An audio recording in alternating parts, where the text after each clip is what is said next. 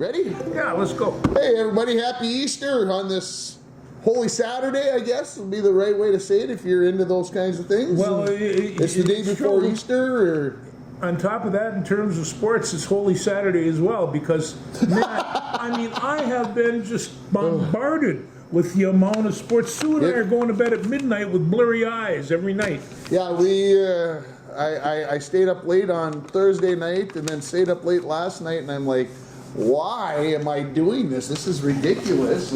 I don't need to make my life quite this, what's the right word, difficult? But then you have to stay up because you can't believe the crap that's going on, right? Every time I'm channel flipping and I'm thinking, do you know how many miracle finishes have been going on here in this tournament? And it's just like upsets and the rest. It happens every year. But who says that North Carolina State is supposed to be in the Elite Eight? Yeah, it just isn't supposed to happen. Well, come on. They won 5 games in 5 days at the ACC tournaments. So you're figuring there's no way that they can continue this run, right? I mean, there's just their bodies are going to break down. They're going to be exhausted. They're going to be whatever. It's an interesting team, though. They got this guy that could play offensive line for some schools. He might, I think, sometime. In his off, yeah. You say, Sue and I were laughing at, why didn't you box him out? And then we chuckle. Yeah. Anyway, the kids are really playing hard.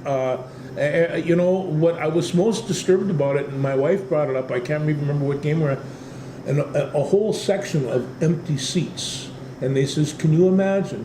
I mean, because these ball games and the NCAA, the whole thing, there's some issues there, but these kids right now at the moment are playing their butts off, and the coaches are coaching their butts off. These guys are giving it everything you got, and it's nice to see that. Yeah. Oh well. I mean, some of these kids, this will be their one and only chance. That's it. And some of the other ones, it might be their only chance ever, even if they're senior or juniors or sophomores. Excuse me. And if they're seniors, well, with COVID, who knows? They're playing for 27 years now, so not usually in basketball, but you know, that's one common theme that I've heard with the upsets.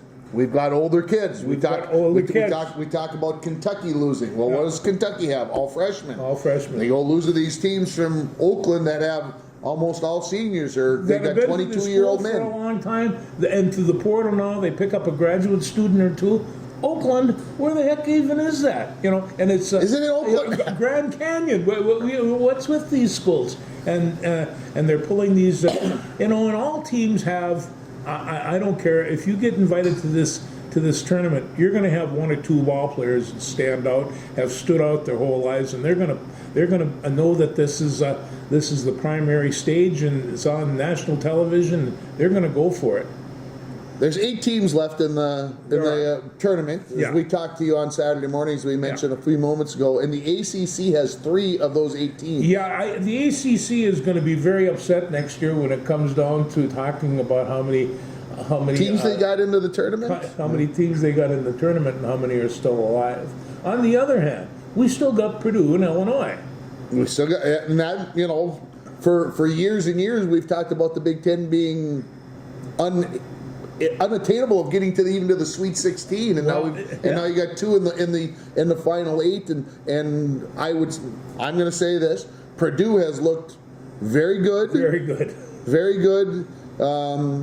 Edie has been central and focused in their whatever, but then I think I was listening to it last night. They said that they led the nation in free throw shooting, field goal percentage, and I thought they said, and they were like first or second and third in 3-point shooting as well. And I'm like, how do you lose? Well, you know, how do you lose? No, and you take a look at that, and I have them set up, you know, and I have them losing this round. This is my bracket.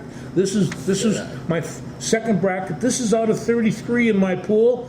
Numero uno. Wow. So I'm pretty proud of this bracket, but I don't. You know, they say confession is good for the soul. Yeah. After the first week, I was in 205th out of 207. Yeah, that's bad. Ow. Yeah, that's what happens when you pick 313s. That's what you do when you think about confession. It's, but you know, like NC State and Duke. This is going to be a dandy. I mean, this is all neighborhood boys. I was just going to say, these guys are familiar with each other. And you take a look at North Dakota or North Carolina State and Duke. North Carolina State's the only one that beat them both. And so, and they have, I mean, I look at this, I think they're right now the most fun team in the tournament because they're rickety-rackety. You don't know what they're going to come up with, and they have some horses. It's really quite a basketball team. Yeah, like I said, you start thinking about making a run, getting hot at the right time. What they rated 12 coming in, 12 seed? 11 seed. 11 seed coming in. By far the lowest seed left. UConn and Illinois are 1 and 3. Alabama 4 and 6. Duke is a 4 and 11, and then Purdue and Tennessee are 1 and 2. So, yeah, they're the Cinderella. They're the. We're talking about all those teams, and the fact of it is, we haven't brought up probably the best team of the bunch, and that's Connecticut. Ooh. They are just amazing. I heard the announcer say the other night, and like you said, you've been watching lots of TV because you've got basketball and you've got hockey and you've got baseball on, and you're trying to keep track of it all. And so even with 3 TVs, it's not enough. No, that's why I was so glad the Twins took Friday off. That definitely helped for yesterday. Yeah, it did. No doubt about that. Yeah, UConn is anyway. The announcer said they never stop moving. It's this swarm of whatever, and you can't hang on. No, the only thing that they can do is run, shoot, and play defense, and they rebound pretty well too. They're the whole package. They've got good size. They cover the paint, and you can't leave those guys in the corner open. You cannot. It just won't work. So Illinois might be able to come up with a way of handling this bunch. Illinois is playing well. And they have a couple of people that can light it all up too. But I think the rest of the tournament's going to be amounting to 1 or 2 people from either team, with the exception of Connecticut, because any of them can light it up. Yeah, Illinois guys they're going to be some stars coming out of this next. Illinois won the Big Ten tournament a couple of weeks ago. Alabama can score in bunches. They don't like to play defense. I don't know how that matches up with Clemson. I can't believe Alabama's even there, but that's exactly because we were talking. I think a couple of weeks ago, everybody's like, "Well, they're not going to get out of the Sweet 16," and now, or to the Sweet 16. So, and Tennessee's we haven't talked about Tennessee, but they. Well, and Tennessee's a really good team, and in fact, on this bracket, I have Tennessee going into the championship game. I have Tennessee going in. Well, I don't have them go to the championship, but I got them in the Final Four. So, yeah, I still can get 2 out of the 4 Final Four teams, but. Yeah. Well, right now I got UConn and Illinois that I picked. The Clemson, Alabama, we forget about that. Yeah, we forget about that. And then if you had Duke and NC State on the other side of the bracket, you've been drinking too much. No, I didn't, because not you. I mean anybody out there, Houston not just George. Had such a good team, and they weren't supposed to lose, and Duke took that out of them. So how do you miss that layup in the final 30 seconds, or how much ever time was left last night, for a chance to give yourself a chance to win it? Eventually, hopefully, or tie it and get it to overtime. And I don't know how that kid missed it. And I feel bad for him, but I was not happy with the TV, if you understand what I'm getting at. Yeah. Because I had Houston winning it all, folks. So there. So who are you picking? Okay, so let's... Right now, I have to go with UConn as being the better team, but I'm going to tell you the next few games are going to be a good time. Well, let's just pick them all so we've got it on the record. Okay. UConn, Illinois, you're going with UConn. I have to go with UConn. Yeah, I'll be cheering for Illinois, but Alabama, Clemson? Well, you see, I picked Baylor to be in this draft. Yeah, and a lot of people did, I think. But right now, I have to go with Clemson. Okay. They got a very nice team, too, by the way. Duke, NC State? Are they a team of fate? Who's to say? I mean, I'd love to see NC State win this. On the other hand, I'm not convinced Duke is. I mean, Duke is good. Don't get me wrong, but I'm not convinced Duke is. Yeah. And then Purdue and Tennessee. Who do you think?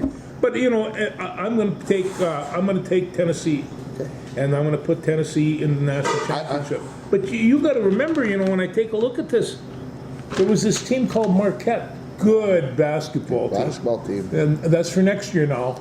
And it's, Marquette screwed my program here real big time, and Baylor did down here in the other corner. And so from then on, and this is number 1 of 33.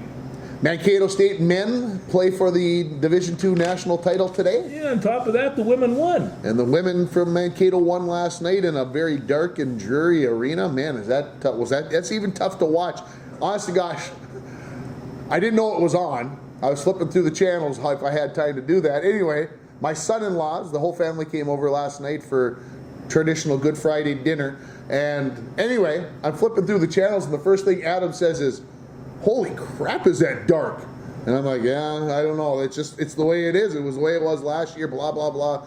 So Where were they playing at? They're playing in St. Joseph, Missouri, in an arena that, it's darker than the Rainier Muni, I swear, from watching it on TV. Even the TV cameras can't open up the irises wide enough to get good light in there, which is pretty scary because they can bring you out to a golf tournament when it's almost dark and make it look like it's daylight. But anyway, and then Eli, of course, 9 years old, sitting there talking to his aunt on the phone with his headphones on, and he goes, "How come they're playing in such a dark arena?" And I'm like, well, hell, the 9-year-old can figure it out. You're just a kid. What do you know? What do you know? So anyway, so Mankato State, who, UND went to the national championship game last year. Mankato absolutely obliterated them this year. I mean, they just stomped the crap out of everybody, and they're adding some pretty good talent from the high school ranks this year. So Mankato might have the D word going to be going. And it's one of those things, and we just can't hit this one hard enough.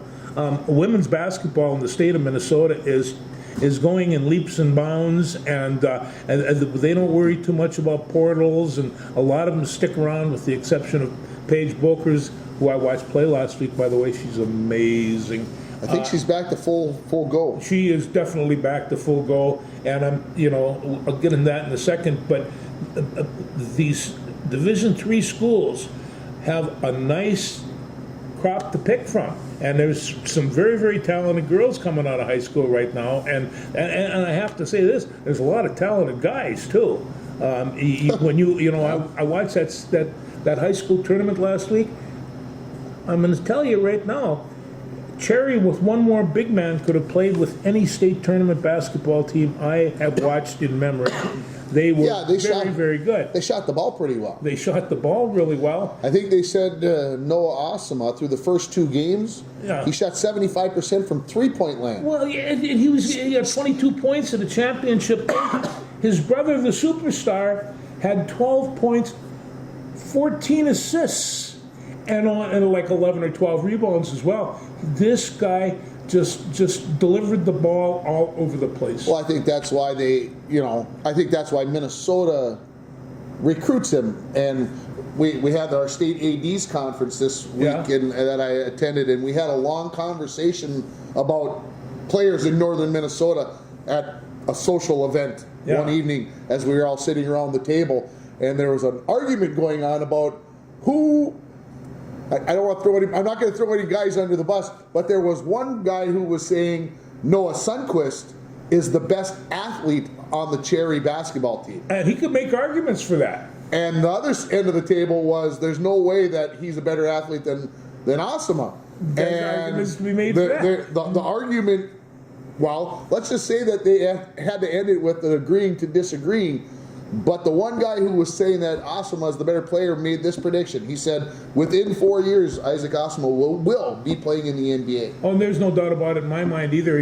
He reminds me of a Quinn Buckner or this type of athlete. I mean, there's no doubt he would be an all-state football player. He'd have been wrestling in the state tournament, or if he'd been stuck on skates, he'd been skating for somebody good. The one AD who was arguing his case said he probably can throw a baseball in the low 90s. He's probably the best. He's the best baseball player in northern Minnesota, and he's not playing baseball this spring. He doesn't play baseball this spring. No. So you get into the argument. It's fun. It's a fun argument to have because you'll never be able to. Oh, this guy can do this. That guy can do this, et cetera, et cetera. But if the Jones boys from Apple Valley can make it to the NBA, I think Isaac Osama has a good chance. And yeah, good luck. It'll be fun to watch him with the Gophers. It'll be interesting to see Yeah. where he fits into the mixture next year. Ola Joseph pulled the plug and entered the portal this week. He basically ate pine the last month and a half. Payne's gone, and so they're going to have to do some rebuilding again, which is, I feel real bad about Farrell Payne. He sophomore. He is going to. He did enter the portal. I didn't see that. Yeah, that was reported yesterday. I did not know that. Yeah, so I knew they were trying to keep the bunch together, but what I really didn't know is Parker Fox has another year. Wow. And I didn't know that you could have 7 years in the college, but it's worked out well for him. Well, he's fun to watch. He's got energy, that's for sure. So yeah. Wow, I did not know about Payne. Yeah. So let's talk about the women's basketball. We got 4 games today. We do. You talked about going home and watching LSU. They're at noon. They got this crazy coach, and she can get fired up. And she had an article. Are you more worried about what she's going to say or what she's going to wear? Okay, I know I keep bringing it back. Hard to say what she's going to wear. She's probably going to come out with some tiger stripes on today or something. She could have something like that. But it was one of those things. If you remember last year, Caitlin Clark in the championship game threw the basketball at the referee a little bit and got a technical for it, and she was running up and down. The coach was running up and down the court, screaming and shouting and screaming and shouting and screaming and shouting. And I thought, what did you want her to do? Throw her out of the game? Well, how about giving her a technical? Yeah, Kim Mulkey, if you're going to give the players. Yeah, no. She's. And I've heard other people say, she might be fun to watch on TV, but she's a difficult person to be around. Go Bruins is what I say. Yes. Yes. Colorado plays Iowa in the next game today. We will be sitting in the big chairs eating popcorn and watching that closely. Miss Clark has been taking a little.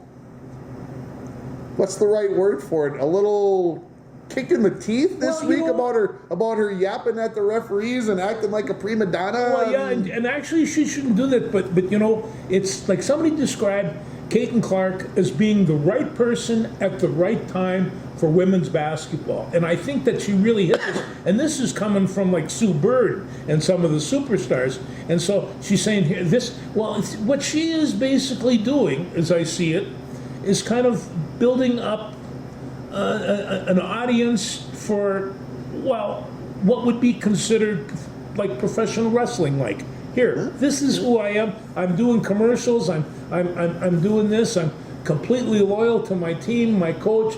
Look at the audience I have. I mean, she could be stampeded with 10-year-olds.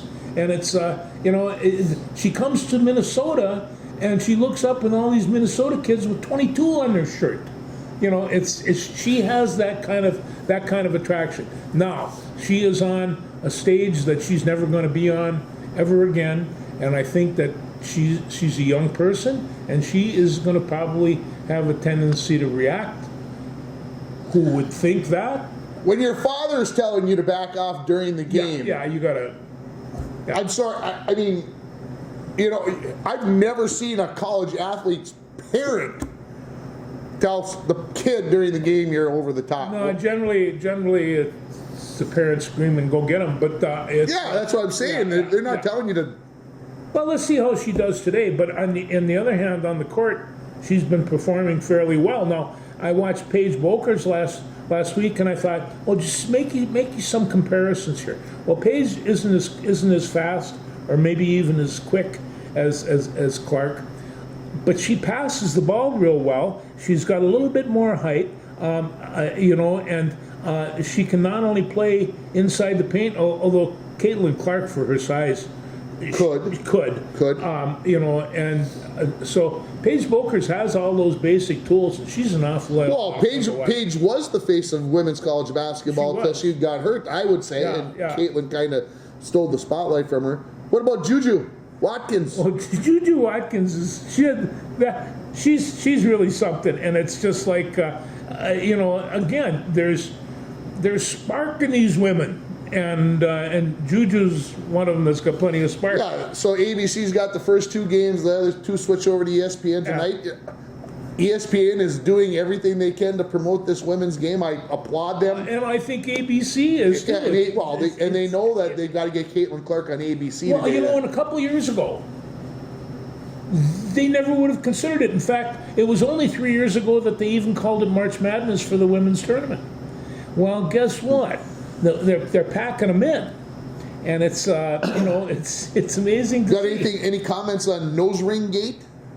Did you hear about this? No. So Notre Dame lost to Oregon State yesterday. Yeah. And Oregon State's got a girl who's about 6'13". I mean, she's tall. She both busted her nose, so she wears a face mask. She leads the nation in field goal percentage. She was deadly. Anyway, I think it's Hannah. Boy, I hope I got that right. Her last name is Hidalgo from Notre Dame. She's a freshman. She could be the next sensation. She really could be. She's that good. Anyway, she had her nose piercing in during the game yesterday, and the referees made her miss 5 minutes plus in the second quarter because they forced her out of the game to go take it out because she wasn't supposed to have it in. Take the mask off? No. The girl from Oregon State has the mask. The girl from Notre Dame had the nose ring in, and they made her go out of the game until she got the nose ring out, or the nose piercing, I guess I should say, not a ring, just a piercing, a stud. And they made her go out of the game to take it out because, well, you're not supposed to be wearing jewelry, right?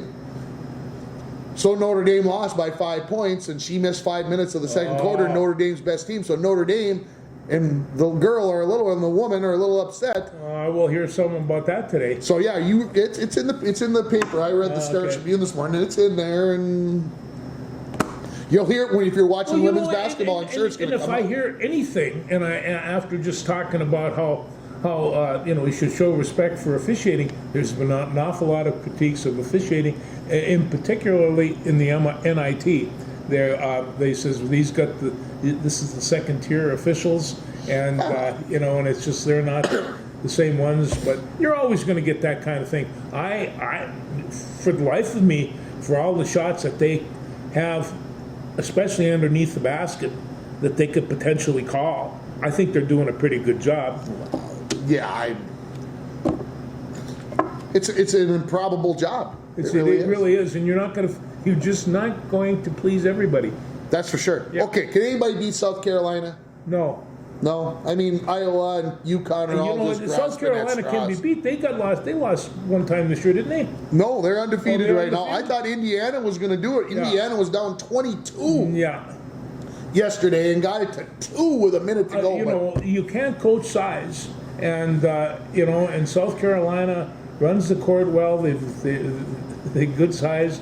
Do they whine too much? Come on. I don't know. Don't whine. Go play the game. Hey, by the way, NC State's still alive in the women's tournament as well. What do they got going on down there? Something in the water. Doesn't anybody ever go to school anymore? Jeez. So anyway, good for them. Wolfpack. So you're picking Iowa to win, I assume. Yeah, I am. You're picking LSU to win, but you want UCLA? I'm picking UC. That's about the size of it. USC Baylor. That's the game we didn't talk about from today. Yes. Juju in that one. UConn over Duke, I would guess. So the Gopher women last night played in the women's NIT. They did. Did you follow up on it at all? Well, no, but they were up 14 after 3 quarters. Yeah. Up 16 in the third quarter, and I'm like, okay, it's over. So I let it go. I thought, I better check on it. They're behind, folks. They're up 14 after 3, and when I turned it on with less than 2 minutes left, they're behind. Well, they scored the last 7 points to win. So now they get to go to Laramie, Wyoming. Oh, well, I can understand that. Yeah. Why? For the grade 8, that's what they're calling it in the women's NIT. The grade 8 is left over, and that's who they're. So they've got they play at Wyoming on Monday. I passed through Laramie one time. Did you? It was an amazing place. Had a great steak there. Great one. Yeah. Was it a buffalo? No. It was, but I mean, it was really good. Anything else basketball you want to talk? Oh, I know what we got to talk about. Who's right? Who's wrong? Is it Glenn Taylor who's right, or is it Alex Rodriguez and Mark Laurie who are right? Well, I don't know, but I know Glenn Taylor owns he's holding the cards right now. But I read in the paper today that A-Rod and company want back into negotiations. They don't want to give it up. I don't think they're going to lose this. I'm going to be honest with you. I think Glenn Taylor tried to find a loophole in his contract to get rid of this team for the price that he asked for. And the team's worth more. Well, the team's worth more now because they're winning, and he wants to, hopefully, that if the Timberwolves are raising a NBA championship in June, he wants to be the owner. I don't know. Maybe this is personal opinion. It does sound slick to me. Laurie and Rodriguez had a $300 million investor go out the door. They almost immediately found a new one. They had the money. It sounded like Taylor wasn't going to let them pay for it. He had found a way out. I was watching the Wolves pregame last night. They had a guy on there I've never seen before. I don't know who he was. But he basically said, this is not going to be days. This is not going to be weeks. This is going to be months before this is solved. And there's going to be lots of pandering and talking to the media and trying to get the fans and whatever else. Rodriguez and Laurie, I feel like, are going to win this. They had the money. Taylor wouldn't take the money, and then try to. Maybe Taylor's just postponing it till the end of the tournament. But could be. Could be. And on top of that, well, what you're basically telling me, winning means a lot. Well, and like the article in the newspaper said this morning, or yesterday, whichever it was, he basically said Glenn Taylor screwed up this franchise for how long? Years and years. And now he finally got somebody in there that knows what he's doing, and he's been wanting to get rid of this team. Well, this started in 2021. Yeah. 3 years ago, this whole A-Rod, Mark Laurie thing started, and they've been making the payments because they didn't have it all. And I don't know. I just think Laurie and Rodriguez are going to win this. And maybe it's because I feel that way. Maybe because I think they're going to take this franchise to the next level, because A-Rod gives you that it factor, I guess, for lack of a better term, whether you like A-Rod or not. That's important, and both of them. You could feel the energy being pumped into the Timberwolves as soon as they made the purchase, and they were sitting on the sidelines and they were looking and they were watching. They could relate to the players. The players could relate to them. They all of a sudden now are putting together a coaching staff. They're putting together not only a core group but a bench. And they just beat the NBA champions last night. Beat them up. Without Cat again, who they say is ahead of schedule on his return. So the playoffs start here in 2+ weeks. Last year they lost Cat for a considerable length of time, and they didn't respond that well.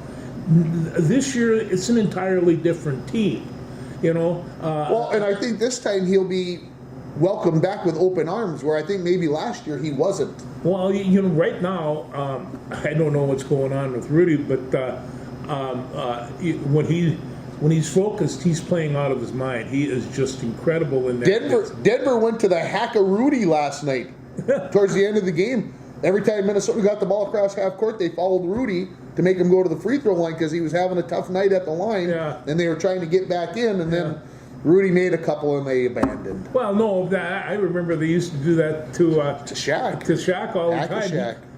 He couldn't hit a free throw, and it's and I even said this about Farrell Payne, although his free throws improved throughout the season. But I said to a guy that knows, I says, I have a better free throw than he has. He says, you got a better 3-pointer too. But you're not 7 feet tall either. You got all those long limbs. And all. Farrell Payne is going to do real well by himself. Anyway, I'm sure. Yeah. Yeah. So the Wolves win last night in Denver, which, and I'm pretty sure, and I don't know if Denver was full strength. I was kind of watching it out of the corner of my eye with everything else that was going on, and so it's a big win. They're tied for first with OK City there, and we'll see what happens down the stretch. About 10 games left. And it's one of those things, and I generally don't, but there's some teams there to think about. Number one, New Orleans, when they're back in focus, they can dominate, and they're coming right behind them. And Zion Williamson has shown me that there are nights when he can be unstoppable, and there's other nights when he can be. Where is he? Well, he's out on the floor, but what? No, and also, the defense that Timberwolves put up with Rudy in the middle, you got to get past that. Well, I think that's the big thing. They held Denver last night to, what did it end up? Did they 98 get it? points, 90, was it 98 that they ended up with? Yeah. I mean, they've got a nice team. There's no doubt about that. So. And they're packing the seats in there. And that's what maybe Glenn Taylor's second thinking about. I mean, you can't get a ticket. They were selling tickets last night. I don't know if you watched the game, but I did notice that they were selling lower level tickets for Tuesdays and Wednesdays game for $79 a piece, which is a steal. Yeah. And upper level you could get for $10. Well, like somebody says, he says you can go to half the restaurants in town and buy a hamburger and get a ticket to but they're filling them up. We'll see what happens. Hopefully the Wolves can keep it but going. it's like one of the things where, we got the Twins starting, and talk's going to start revolving around the Vikings. The Loons are undefeated. The WNBA is about to start. There is an excitement in Minneapolis and St. Paul with the Wild and the Timberwolves that it's just amazing. And the women's hockey team's in first place too, going into the break for the World Championships. Sorry I didn't bring them up. If they had a name, I'd remember them. See, that's the problem. Yeah. I really do. I really think, ladies, women, you need to get a nickname so people can talk about you, because they got to talk about you being the Minnesota women's hockey team. What's the matter with She-Wolves? How about Wilders or something? I don't know. Anyway, something fun. Maybe they'll decide to go to that. Who knows? It's a new league. They'll get it figured out. Well, as long as we're talking about hockey, let's talk about our Wild. Let's do that. They are up and down and playing pretty well these days. And they're running out of. They dug themselves too deep a hole. Yeah, they got a ways to go, but the defense. Actually, right now, I watched them play the other night. It was as good a hockey as I've seen them play in a while, and it's. I got to be honest with you. The last time I checked the standings, I believe, was last Saturday. Yeah. The Wild were 1 point ahead of the Blues when they played the Blues on Saturday. Okay, hear me all the way out. They were only, I think, 3 points behind Las Vegas. So imagine my amazement this morning when I checked the standings to find out that Las Vegas is now 9 points ahead of the Wild. Ooh. 9. Thanks, Winnipeg, the other night, you jerks. Anyway, so Las Vegas has got 88. LA has got 87. The Blues have 82, and the Wild have 79. And they've got to catch the 88. They've got to get to Vegas because there's 7 teams ahead of them. They've got 3 teams to pass to get to the playoffs with 10 games to go. I don't think it's possible. But if it's going to happen, it's got to happen with 2 points against Vegas today. Matter of fact, it'd be better if we could get 3, but I know that's not possible. No, and actually, my son, daughter-in-law, and 2 grandsons are at that game today, and so. Well, I hope they're wearing their Wild green and not any Vegas gold. Well, the problem of it is that one of the kids is a Vegas fan. You're gonna have to disown that child. That's all. That grandchild. Or is it? But he's the smartest one. I hate to do that. Yeah, the Wild are in trouble, no doubt about it. They're probably going to have this nice team. They got Joel Eriksson Ek back the other day. That would have helped if he'd have been there the last few weeks. Yeah. But as you mentioned, they're playing pretty good hockey without him. But he's a key component of that line, and I'm not sure what the new Russian guy has done, but. He's a great face-off guy, is what I've noticed. Okay. And we don't have a great face-off guy, and we need a face-off guy, and that's why if we would make the playoffs, he would definitely be on the roster. Ohio State women won the national championship last Sunday over Wisconsin. They got a late goal, 1-0. It was, I suppose, from a regular fan standpoint, it was boring because there was no scoring going on. But those two teams are really, really, really good. They separated themselves from the rest of the pack. They're going to be tough. One of the things about hockey, you can have a 1-0 game and still be pretty exciting. Still be pretty exciting. I agree. It's a great thing. Did you watch any of the men's college hockey the last couple of days? I've caught bits and pieces of watching the Gophers, and and they thought they were on the ropes. I thought Omaha had them. They did. I was hoping Omaha had them. Yeah, I know you did. But they're now comparing this team to the '89 team in which, like, Snuggerud's dad played on. Yeah. So this is whole thing's coming back, and they're playing BU this afternoon, and it's just like, you know, I mean, what are you going to do? Pull for the Gophers or a Terrier? It's just Probably the Gophers. You got to pull for the Gophers. And so, you know, and they mentioned this stat the other day when I was watching. Well, I was actually on my way home from St. Cloud listening to the Denver game, and they mentioned the last 3 times that the NCAA Final Four, Frozen Four, has been in St. Paul, a Minnesota team has won it. Yep. Minnesota in 2000, what was it? 2, I think, 3. Anyway, it doesn't matter. And then UND in 11 and 18. So the Gophers are the only Minnesota team in the tournament. They are. That hurts, by the way. I'm just saying. Well, considering, I mean, and if you take a look at the other teams, they did not have particularly good seasons, and it's just, you know, not competitive. Yeah, St. Cloud got bumped out. They were the 16th team that could have been in, but Michigan Tech and Bemidji State got one of them for the automatic bid. I'm going to say it this way, folks. Give me time to bloviate about my family, my son and my wife. Okay, you all know how I feel about sports. We wouldn't have been doing a show for 4 years plus or whatever it is if we weren't. But my son and my wife are now invested in college hockey.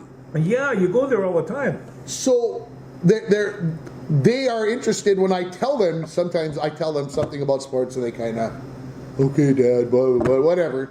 Now they give a rip about what's going on and they care what's happening. And even my wife, who maybe after 40 years I've finally wore her down to. Anyway, we're talking about this and we're excited about watching the college hockey, and they're watching the games with me, and you got them on TV and it's fun to watch. And last week we went down and watched the NCHC tournament in St. Paul, and we got to sit down and watch a couple of games, and it was fun to just, like I said, it's fun to watch and it's fun to see how things are progressing. So I know Mike Bolstead thinks college hockey is a bunch of baloney, that it's too defensive orientated. And all I say to you is, Mike, look at some of the scores from the past 2 days. Well, it made you who you were, so forget it. There you go. Yeah. Wow, but they played 7-6 games back then. Everybody wheeled around and played this, had their hair flowing out of the back and scored goals. Nobody played defense, Mike. Sorry. Anyway, if you looked at some of the scores, of course, North Dakota lost last night. Michigan came back and beat them 4-3. It was a great game late last night if you didn't stay up and watch it.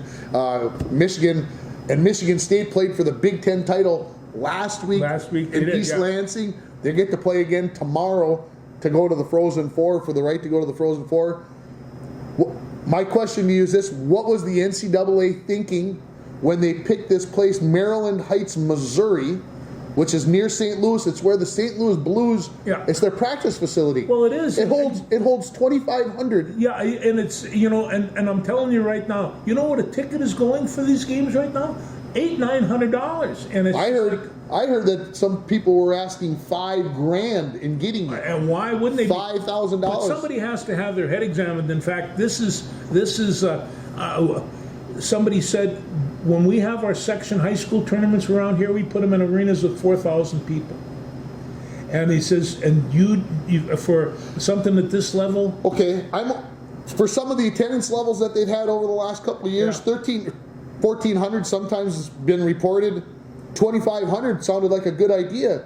But then when you put North Dakota there, where you could have probably had them playing inside of, well, I went down and watched North Dakota at the NCHC, and there was about 7,000 people there on Friday, and 5,500 of them were probably from North Dakota. They have an arena of 12,000 people. They pack it for every hockey game, and those people go on the road. So I don't understand why they sent North Dakota there, why they didn't send North Dakota to Sioux Falls, where they had a little bit bigger facility, and send Minnesota and that group to St. Louis, but they did. Anyway, craziness. BU versus Minnesota today. BU is the #1 team in the nation. They played the other day against IRT. They were like, holy crap, good. Can the Gophers win? Yeah, they probably can, but they're going to need a little bit of luck, and they're going to need some scoring from. Well, I mean, they're going to have goaltending, but need some scoring. Snuggleroot's going to have to step up. He's going to have to step up, I agree. Yeah. Denver versus Cornell this afternoon or this evening. Denver. I haven't seen Cornell play this year. I have seen Denver play a couple of times, and, you know. Denver's got these Buyumi kids. I'm not even going to say it right. Buyumi kids? Yeah. Anyway, or however it's pronounced, from San Diego. And the defenseman, people are imploring that the Wild draft this defenseman. That's how good he is. Keep in mind the hotbed of ice hockey in San Diego. Yeah, exactly. Exactly. BC versus Quinnipiac. Quinnipiac wins in overtime last night against Wisconsin, the defending national champions. They play BC. Your good friend Mr. Howard, I'm sure will be. What the heck was Izzo doing at that hockey game yesterday? Tom Izzo was at the Michigan State hockey. He's just relaxing. Isn't he supposed to be watching basketball? Well, maybe, but he's got an independent spirit, and actually, hey, I have to congratulate him. We knew as soon as he made it into that tournament, he was going to win one, if not two games. And it's just like, and he's as much fun to watch coach as anybody. He's the new icon from Ceausescu, but Tom Izzo and the Spartans, I've been watching them for a long time. I don't know. We spent the first 30 minutes talking about basketball. I understand how we do that about football, Jordan, but we did about basketball. We just spent about 15 minutes on hockey. We haven't talked about your Minnesota Twins yet. I watched them play one day. I'm telling you right now, if we can get Byron Buxton to stay injury-free, we have one of the finest center fielders in baseball. Oh, and there's no doubt about that. He just is so smooth back there. And we've been watching people trying to take his place for a couple of years now. And he does all right. Yeah, he does. I liked Michael A. Taylor last year out in center field. I thought he did a great job. Oh, he did. He's not Byron Buxton, but he did a heck of a job. Anyway. Well, and the thing of it is that you're absolutely right. He's not Byron Buxton. And Buxton is going to bring that back into. You know what ticked me off about Byron Buxton? First two pitches he saw this season and two at-bats he swung at and popped them both up. Well, what are you doing, you meathead? He saw a meatball. You're the leadoff batter. You're supposed to be taking some pitches. Yeah, you got to. Already got a hit. I'll get off his back. You got to. What about your good friend Royce Lewis, the idiot? After hitting a homer, and it's just like, and then he's walking around, and you saw the step that he took. I did not. I have not seen it. Oh, you saw it. And no, I didn't. And down he went, and you knew exactly what it was. I told you I'm driving home from St. Cloud on Thursday, listening to the Denver game. But then the Twins come on, and of course I can't watch it, so I've got to listen to the Twins. So the Denver game goes to the side, and so I haven't listened to a whole pregame show for the Twins probably in 10 years. I don't remember the last time I listened to the pregame show. Blah, blah, blah. Anyway, they got this new kid who's the host after Atterbury got the play-by-play. Yeah, okay. He was so nervous he could hardly talk. Atterbury was awful the first 4 innings of the game. He was saying the wrong things, and he was talking so fast that you couldn't hardly understand what he's saying. He settled down towards the end of the game. Trust me, he'll be great. Atterbury's great. Don't get me wrong, Chris. I love you. But you definitely had the first opening day jitters. You were wound up. Anyway, Byron Buxton comes up and you're like, the baseball season starts. And here's the pitch. Swung on, popped up. And you're like, what the heck are you doing? Then our good friend Rocco Baldelli puts Ryan Jeffers in the number 2 spot. And you're kind of thinking the catcher's in the number 2 spot. Yeah, Ryan Jeffers had a nice season last year, but what are we doing? And he makes it out. Okay, all right, well, this is just the way it's going to start out. And then your good friend Royce Lewis comes up, takes 2 strikes, swung out a bad pitch and took a strike for 0-2, and I'm like, my gosh, we're going to go 1, 2, 3 on 7 pitches in the first inning, and then the ball gets hit, and Atterbury goes, well, there's a fly ball to left field. He doesn't sound excited. Yeah. It's going back. And it's a home run. And you're like, is it Danny Gladden telling me this? Because that's how Danny Gladden is like, there's a fly ball. It's in the seats. Home run Twins. Anyway, it was just kind of funny, and it just kind of went from there. And so, Twins win 2-1. Pablo Lopez did very well for himself. Got pulled earlier than I thought that they were going to, but they were in control. They got him. He pitched 7 innings. They got him to where he needed them. Well, anyway, they got to try out that. They knew they had a day off, so they could try out that bullpen. I agree. Take it easy just a little bit. And it's just, hey, it's a win. It's a win. And Pablo gave up a home run in the first inning as well, and then he was tough. And Kansas City. I'm not saying Kansas City is a good team by any stretch of the imagination. But Kansas City is excited about Kansas City baseball. They think that they're going to be better, and they probably should. Well, Pablo, remember, he always, the first inning, I mean, he has to get into a pace. But geez, you've seen him give up a hit and walk in the first inning, and then just knock the next 9 or 10. Like he's got to get the feel of the baseball or something. I don't know what it is. So who we got going today? Who's pitching today? Yeah. I don't even know. I've been so into the hockey, and I'm out of the loop. I don't even know. I guess I took a look at this morning, but what I did was I went and looked at who ESPN picked to win the divisions and make it into the playoffs. Okay, so here is who ESPN picked. Okay, tell me if you've heard this before. Baltimore in the East, Minnesota in the Central, Houston in the West, and the 3 wildcard teams, the Yankees, Seattle, and Texas. Well, if you look at those 6 teams, 5 of those teams were in the playoffs last year. And New York was the only team that was not in, and apparently ESPN thinks they're pretty good. No, and I'm going to tell you a couple of other teams. Like I'm hearing discussion about Boston going undefeated this year, and Toronto. Toronto's capable of knocking the snot out of them. And that's the thing about the East. You just don't know. I mean, they're gonna.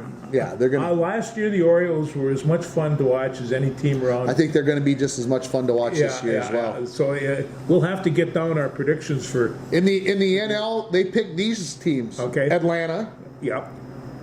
The Cubs, which surprised me. LA, Philly, Arizona. And I wrote down San Diego instead because I couldn't believe that the other team that they had picked was not San Diego, but was not the holy smokers. It was out of the West as well. Not the Rockies. Who else am I missing? Arizona, San Diego, LA. There's one more team. Who am I missing? The Giants. Thank you. Oh my gosh, sorry, San Francisco. San Francisco Giants. That's who they had picked. So anyway, I have no idea. I think Atlanta is a no-brainer. LA is a no-brainer. Houston's a no-brainer. Baltimore's a no-brainer. The Twins are a no-brainer. All reflective of pitching staffs, yeah. And it's just and so you'll be able to tell in the first couple of weeks whether or not the Twins pitching staff's going to pay off, and they're all sent around because they give up some people, so we'll see whether or not that they'll be able to compensate for that, but. We'll know. Twins starting pitcher. I got to find out who the Twins. It's going to drive me crazy if I don't. Twins starting pitcher. Not Brooklyn. Minnesota Twins starting pitcher. Oh, let's see. That's for yesterday. Here's the probable pitchers. Who's going today? Come on. It says Joe Ryan. Well, Smoking Joe. The number 2. He has to give up those first inning runs too, and then settle in. But he's a fun pitcher to watch. I'm going to be doing some serious channel flipping here today. It's going to be tough. Yeah. The Loons you mentioned undefeated. After 4 games. 3-0-1. Going to Philly today after the break with their new coach in tow. It'll be interesting to see. Let's go Loons. So I mean, how many other basic changes has this team made except for the coach? And that was a big change. From what I read early on, there's some injured players still. Emmanuel Reynoso finally maybe getting back into shape here. If we're 3-0-1 and he's just getting back into shape, that bodes pretty well for the Loons. It's a long season. The regular season goes till November, folks. Yeah. Anyway, it wasn't like last year when they started in February in a blizzard. I mean, that was amazing. Against some poor people from Nicaragua. Oh, they must have froze to death. I believe, yeah. So Loons go at Philly today. UFL starts today. They do. Are you going to watch the Stallions? Birmingham Stallions versus the Arlington Renegade. Is it Renegade? No, not Renegades. Out of the 8 teams in the UFL, 3 of them are from Texas. San Antonio, Houston, and Arlington. Texas loves its football. I understand loving their football, but it's kind of hard to get a nation to watch when 37.5% of your league plays in one state. I'm just saying, Rock, I'm just saying, man, I understand what you did. You took the 4 best teams from the XFL, you took the 4 best teams from the USFL, and you put them together. But why didn't you move one of them to someplace else where anyway. When you watch it, the problem that I have is you have to watch a couple of games to actually feel what is the talent of this league. And when you discover what the overall talent of this league, you're disappointed you took all that time to learn about it. So it's, I've never really much liked these summer leagues. They've always been something different. Well, yeah, they obviously don't have the talent that the NFL does, and so you're watching a second level football league. Yeah. There's no doubt about that, and I'm not going to, try to candy coat it at all about that. So, but they're guys who want to play ball. They're playing ball. But I'm going to throw this out here. Yeah. 2 years ago, the XFL put in this ding-dong kickoff thing. Everybody kind of laughed at it, saying, "What are they doing? Why are they trying to change the game? What did the NFL do this week? Yeah, they put in that ding-dong kickoff return." Just explain what this kickoff return thing is. Well, you're gonna if you can see the table, you're gonna find the kicker here, where he normally has been standing all his life. Usually, he's had 5 guys on each side of him, or 6 and 4. All 10 of those guys are now going to be standing 35 yards away from him. That's where those 10 guys are going to line up, and then back here, there's going to be 1 or 2 kickoff, and then there's going to be the 10 guys for the other team, or 9 guys there, and then there's going to be 1 or 2 kick returners back here. So this guy's going to kick over? He's going to kick over the top of everybody, and these 10 guys on the kickoff team cannot move till the ball hits the ground or is caught. Okay? And I believe, and I don't know this, but I believe the fact is that kicker has to kick the ball between the goal line and the 20-yard line. He cannot kick it into the end zone. That is my understanding. I don't know that for a fact. If I'm wrong on that, I apologize. But I seem to remember reading something, and I've never seen it, really watched it before, but when the XFL, the kicker had to kick the ball high enough so that it landed between the 0 and the 20. Not only having a couple of thousand problems with trying to coach this, what is the purpose of it? The purpose of it is to get the kick return back into the game. Last year, only 23% of the kickoffs were returned because everybody puts up their arms, right? The ball gets kicked into the end zone, they put up their hands, and they go away. So the NFL wants to get the kick return back into the game. But of the kick returns that were, the kicks that were returned last year, the number of concussions remained the same. The number of concussions is way, way down because the number of kicks being returned. But if you go percentage of plays 5 years ago that were returned with the number of concussions, and now with the number of kicks returns, which is way, way less, and the number of concussions, it's almost identical. So they had to find a way to get these high-speed collisions of these guys running from the 40-yard line, full speed down the field, to this. Well, now these guys are only 10 yards apart. That's a little better. And now the concussions, they believe, will be drastically changed, and there won't be as many concussions, but the ball will be returned to try to bring that play back into the game. Well, somebody one time asked me what I thought was the most dangerous play in football, and I says, undoubtedly, it's a kickoff. Why? Because you can get hurt out there, and it's just, I never felt that way, 3 yards away, although I've been smacked pretty good, that I don't think I ever got injured playing on the line. It was out running around doing other stuff. And absolutely. So I can understand why they might do that. So I think it'll take a couple of weeks for the fans to get used to this. Like I said, I want to go back on that ball. I think they cannot kick it in. I think they get the ball on the 35-yard line if you kick it into the end zone or something crazy anyway. It's going to be interesting to watch. It's going to be different for us purists, us old guys. It's not going to be football, and it's... Well, and one of the things that they talk about is that kick returner. There's some incredible runners in that league. Oh, wow. And it's just and some of these guys make their money on doing exactly that. That's how they make their livelihood. They don't make their livelihood waving their arms and sitting back. I mean, no. We had a kick returner for Falls High Broncos, one of my wrestlers, Stevie Boyan. Steve, why don't you ever do a fair catch? I'm not playing football to fair catch nothing. And it's just, and he didn't. Never fair catch anything. I like a good hit, but being a returner is suicide almost. It is. Anything else? I can't think of anything else. No? No. Nothing new going on that I should know about? No, No. not really. I don't Not think yet. so. We'll be No. back next week and we'll talk about it then. Well, we'll talk about the Masters coming up. The Hall of Bronco Masters. Athletic Hall of Fame is coming up. It is. So we'll talk about all that, and we'll talk about the Final Four and who's going to be in that, and we'll know by then. So Happy Easter. Happy Easter. Thanks, everybody.